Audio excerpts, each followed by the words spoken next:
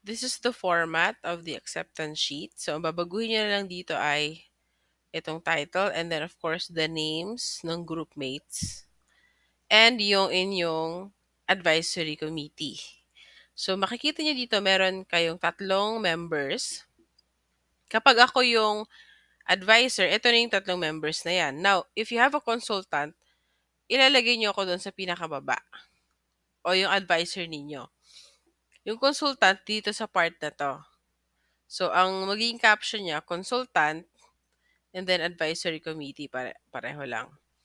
Ako, or yung advisor niyo dito sa baba. So, kayo na bahalang mag-add ng part na yon dahil ito naman ay naka-table. Ayan, dagdagan nyo na lang.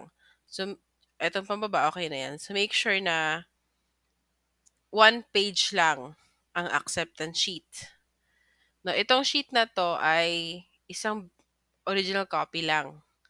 Now, kapag nakapagpapirma na kayo niyan ng lahat, tsaka nyo lang siya ipaparecopy para dun sa nakalagay sa harapan ng inyong um, 4 copies. No? Next, after the acceptance sheet is your title page. So, ganyan ang pagsusulat. Make sure na tama, again, yung inyong scientific names na ilalagay. Naka-bold and naka-all caps.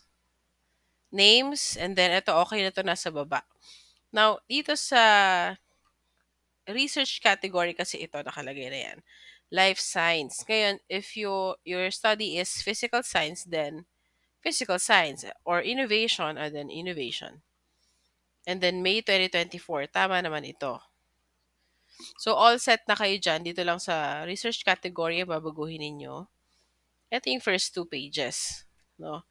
Now, after the title page, ano bang susunod sa title page? That will be your biographical data. Next video.